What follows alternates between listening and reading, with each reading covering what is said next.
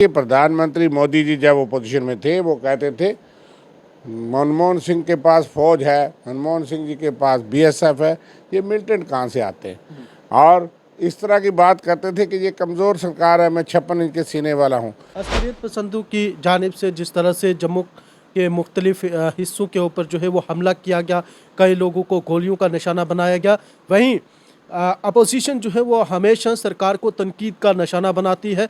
ताहम लगता नहीं है कि अपोजिशन को भी सरकार से एकजुट होकर इस लड़ाई से जो है वो लड़ना चाहिए और दहशतगर्दी को ख़त्म करना चाहिए। देखिए, मैं तो कहूँगा कि सरकार को के दावे गलत थे, बयानबाजी गलत थी, ग्राउंड सिचुएशन नज़र आ गई है। इसलिए कहीं ना कहीं सिक्योरिटी लैप्सेस इन्होंने वो कदम जो पिछली सरकारों ने लिए थे, रजौरी पुंछ की खतरनाक मिलिटेंसी को ख़त्म कर दिया था, जम्मू सूबा तकरीबन जो है उस पर काबू डाल दिया था। लेकिन क्यों इस सरकार को 10 साल हो गए, कोई 2 दिन की सरकार नहीं है। अब जवाब तो इनको देना है। साबिक दफाई तर्जमान का बयान आया है कि सरकार को इलेक्शन को लेके जो है वो सोच विचार करना चाहिए क्योंकि अस्करियत पसंदी जो है वो ज़्यादा बढ़ रही है। इसको आप किस नज़रिए से देखते हैं? Security pickets, army pickets, border post, self defence mechanism, बिली डिफेंस मैकेनिज्म, उसको कहीं ना कहीं कमज़ोर कर दिया गया। ये ख्वाब देखते दिखाते कि हालात नॉर्मलसी हो गई, मिलिटेंसी खात्मा हो गया, इसलिए हो रहा है। और क्यों हो रहा है? आतंकवाद से तो हम लड़ते आए पिछले 35 साल से, और आतंकवाद के बीच में चुनाव हुए, मिनिस्टर एमएलए भी शहीद हुए। एक जमहूरी अमल को कायम करना भी एक शिकस्त है आतंकवाद और टेररिज्म की और पाकिस्तान के मंसूबों की, कि जम्मू कश्मीर के लोग पार्टिसिपेट करेंगे। ये पहली बार है कि इनकी विफलता इसी से दिखती है। एक तरफ आप दावे करते हो हालात बहुत अच्छे हैं, दूसरी तरफ से आप चुनाव नहीं करवाते। इसलिए ये कोई बहाना नहीं होना चाहिए। आतंकवाद पे काबू डालिए, हम डट करके तैयार हैं, कुर्बानियाँ देने के लिए भी लोग तैयार हैं। इतनी वोटिंग परसेंटेज दिखाती है, इसलिए चुनाव समय पे होना चाहिए। हाँ, किस तरह से 31 दिसंबर को डीजीपी ने बयान दिया 2022 को कि जम्मू सूबे से मिलिटेंसी का खात्मा हो गया, दूसरे दिन जो है 1 जनवरी को डांगरी रजौरी के अंदर बहुत बड़ा कांड हुआ, कई दिन चलता रहा और वहाँ 7 लोग शहीद हुए हिंदू कम्युनिटी के। आदाब नाजरीन, मैं हूँ रियाज चौधरी और आप देख रहे हैं दी वर्ल्ड रिलेशन। और इस वक्त के प्रोग्राम में हमारे साथ मेहमान हैं रविंदर शर्मा साहब, कांग्रेस के सीनियर लीडर व जम्मू कश्मीर जेकेपीसीसी के नायब सदर भी हैं और तर्जमान आला भी हैं। बात करेंगे उनसे कि जम्मू कश्मीर में जैसे ही अस्करियत पसंदी का बढ़ावा सिक्योरिटी फोर्सेस के लिए भी हालांकि काफ़ी चेतावनी, और साथ ही साथ में अगर देखा जाए तो सुप्रीम कोर्ट की जानिब से और मरकज़ी सरकार की तरफ से इलेक्शन कमीशन ऑफ इंडिया की जानिब से भी ये कहा गया था कि जम्मू कश्मीर में जल्द असम्बली इंतखाबात होंगे। रविंदर शर्मा साहब, वक्त देने के लिए बहुत बहुत शुक्रिया। कैसे देखते हैं ये जो इस वक्त के हालात और रियासी के अंदर पहले अस्करियत पसंदों की जानिब से यात्रा की गाड़ी के ऊपर जो है वो हमला, और उसके बाद कठुआ के अंदर भी इतनी बड़ी मामलात जो है वो रोनमा हो रहे हैं? देखिए, बहुत ही दर्दनाक, शर्मनाक, कायराना और ख़तरनाक हालात हैं। ये वारदातें बहुत ही कायराना हैं और बहुत ही ख़तरनाक हैं। जिस तरह के पूरे जम्मू सूबे में एकदम यकायक मिलिटेंट्स की प्रेजेंस नज़र आई है, और जिस तरह का दर्दनाक हमला रियासी के कोने में रजौरी के सटे हुए इलाके कंडा के पास हुआ है, यहाँ पे मैं खुद भी पहुँचा और सब लोगों से मिला।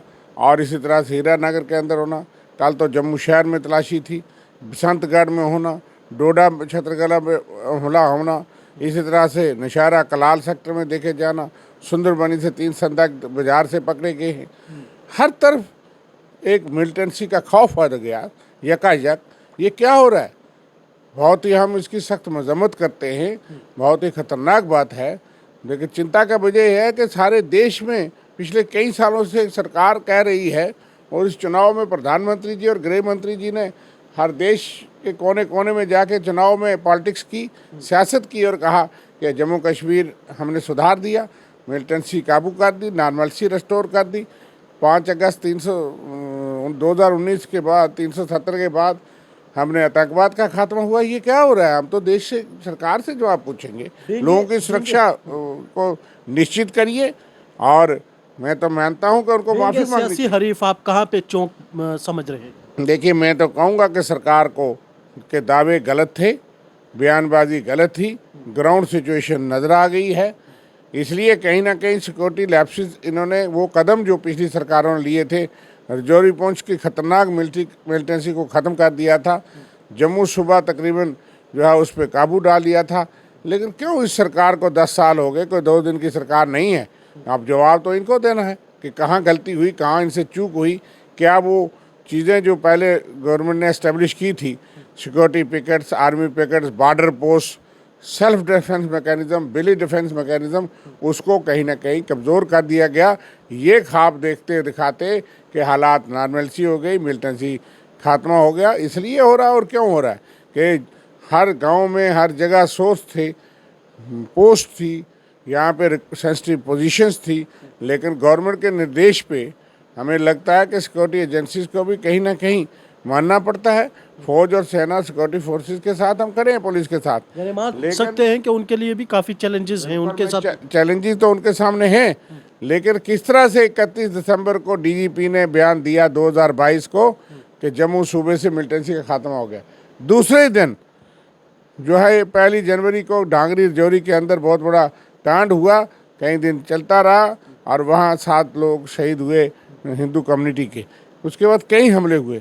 तो जो लोग इस तरह के गलत बयानबाजी करते हैं, इनाम लेते हैं, अवार्ड लेते हैं, उनको पूछा नहीं जाता कि दूसरे दिन हमला हो गया और आपने किस बुनियाद पर बयान दिया। इसलिए ये गलत जो गुमराह करते हैं, इस पर सख्ती करना सरकार का काम है। देखना, सरकार को पूछना चाहिए, देश को बताना चाहिए कि हम क्यों गलतफहमी में थे। देश के प्रधानमंत्री और गृह मंत्री गलतफहमी में थे, उनको किसने गुमराह किया कि वो इस तरह के बयान देते थे।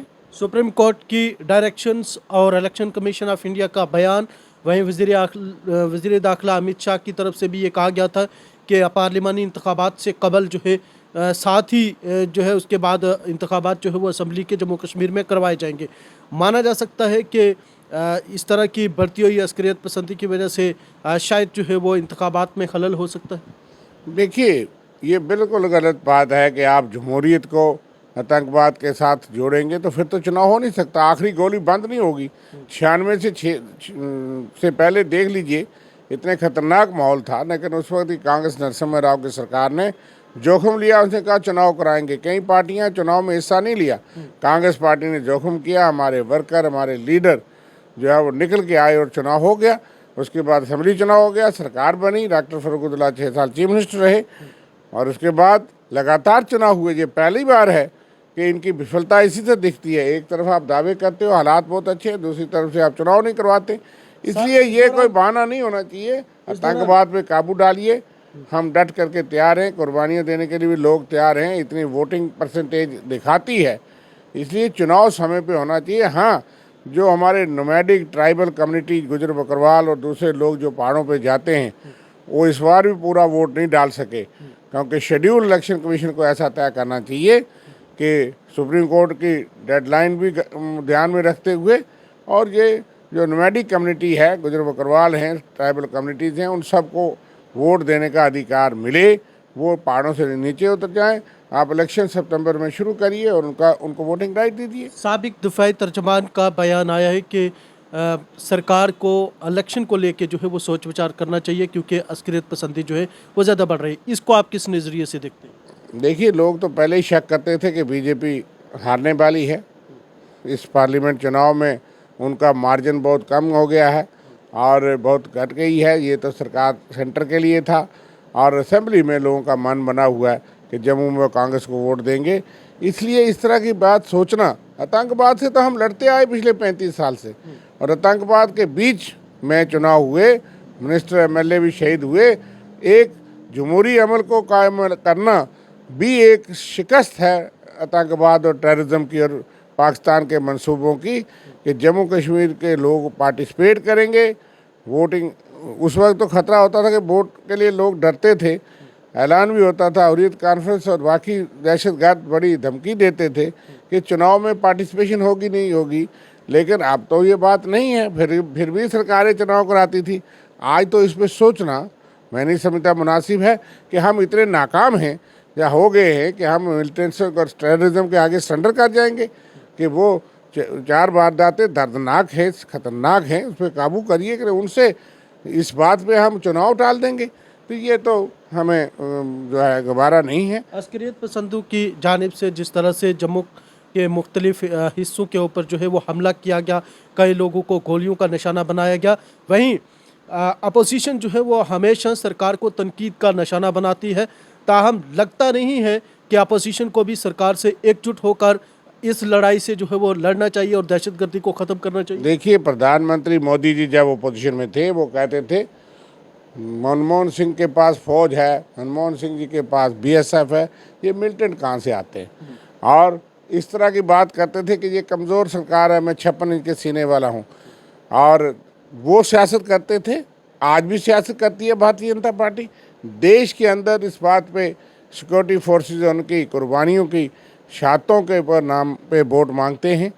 हमने देखा है कांग्रेस पार्टी सियासत नहीं करती है, अपोजिशन सियासत नहीं करती है, लेकिन लोगों की जान माल खतरे में हो, हमले हों तो सवाल किससे पूछेंगे? जवाब तो सरकार देगी। क्या कदम उठा रहे हैं, क्यों ये हमले हुए? जब आप देश में ये कहते हैं 10 साल से आप हैं, कोई 2 दिन की सरकार नहीं है कि आप वो बच सकेंगे। जब वो ये सवाल पूछते थे तो हमारी ड्यूटी बनती है कि ये इन पे बात पूछें कि आप क्या कदम उठा रहे हैं लोगों को बचाने के लिए। भारतीय जनता पार्टी का मैनिफेस्टो है और हमेशा ये उनकी नारे भी देखे हैं। उन्होंने कहा है कि पीओके नारे तो वापस बहुत लेना, बड़े-बड़े पीओके हैं। वापस लेना है। कांग्रेस उस पर कितना स्टैंड रखती बिल्कुल, हम भारतीय जनता पार्टी देश की सरकार और सेना के साथ खड़े हैं, लेकिन उनके नारे बहुत बड़े, और नीचे जो है ग्राउंड पे सिचुएशन जो है ख़राब हुई है उनके दौरान में, उसका जवाब दे दे। वो नारे तो खोखले निकले, दावे खोखले निकले। देश के अंदर मैंने कहा कि वो सियासत करके फौज और सिक्योरिटी फोर्स की शहादतों पे वोट लेते हैं।